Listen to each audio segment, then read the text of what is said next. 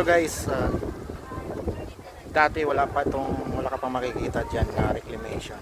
Pero sobrang lawak na ito, tingnan niyo. So nag-iba na siya. Dati puro dagat diyan, pero ngayon yan. So maraming tatayong mga modernong building diyan. Tsaka modernong development talaga makikita natin diyan.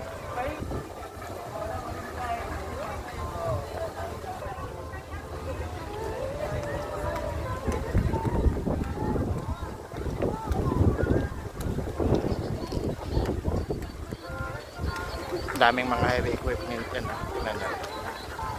Talagang